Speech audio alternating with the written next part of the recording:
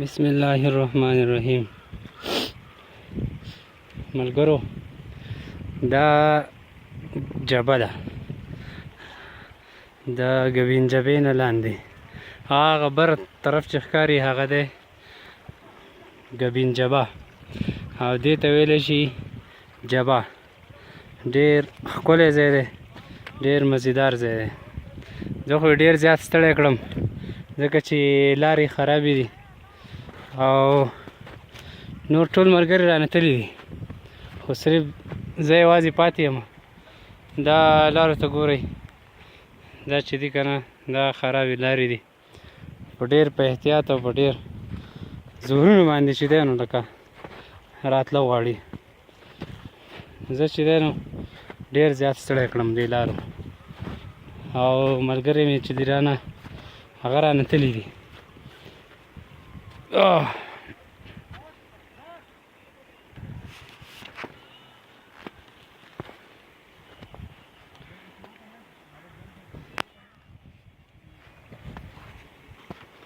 څنګه جي دا خلک چکرو له را روان دی او چکر یې وهي.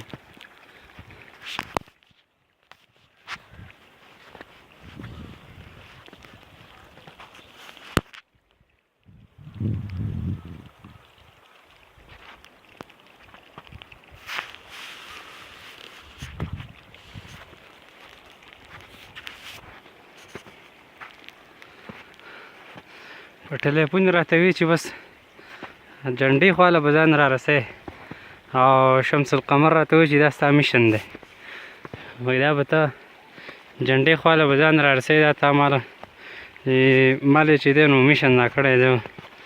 وایي هلکه د خدای بنده نو میشن سوزر را سره نشته، هېڅ نشته، او دغه شانتې راله میشن راکړی. نو سای دی اخر کار هغه مخامخ جنډه دی دې کور سره، میشن چې دی نو کمپلیټ کېدو والا دی. اخر کار جنډې ته بس نږدې کېدو والا یم. دا تاسو وینئ تکه سپینه چار چاپېره تکه سپینه واوره پرته ده. دې ته چې دی نو هسې سویزرلینډ نه وایي. زمونږ سوات چې دی دا یو ډېر ښایسته او پرامن ملک دی. وینئ چار چاپېره غرونو باندې واوره پرته ده.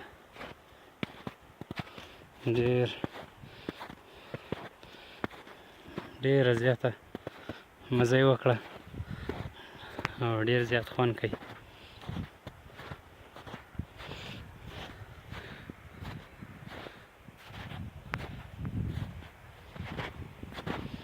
د دې دپاره بیا واورو دپاره خلک ځان سره سټیک ګرځوي، سټیک باندې خلک چې دی نو په اسانه باندې خیږي په غرونو باندې. او دا مخامخ چې ده دا جنډه ده.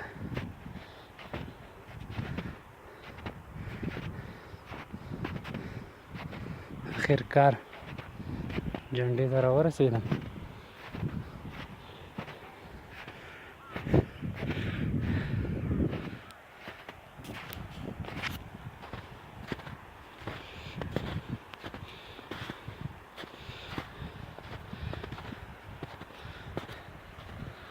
دا تاسو کتی شئ هغه مله چې کم ځای ښوولی و نو هغه ځای ته زه راورسېدم.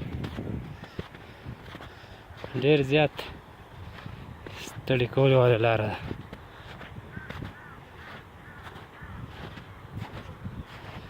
دا دوه ملګري مې هغه دي روان دي مخامخ، او نور هغه مخامخ کور کې ناست دي. دا چې ده دا جنډه ده. د دې ځای سره زمونږ ځای چې دی هغه راورسېد، هغه مخامخ کور سره چې دی زما هغه نور ملګري ناست دي. زه به کې د ټول نه په اخره کې چې دی راورسېدم ځکه چې زه یې ډېر زیات ستړی کړم. او اوس زما نور ملګرو ته هم درخواست دی چې هغه داسې قسمو ځایونو ته راشئ ځکه چې دا ځایونه ډېر ښکلي ځایونه دي او بهر خلکو ته هم زمونږ د سوات د ښکلا او د امن یو پیغام ورکوي چې زمونږ سوات چې هغه د سویزرلینډ نه هم پاخوا دی. ډېره مهرباني.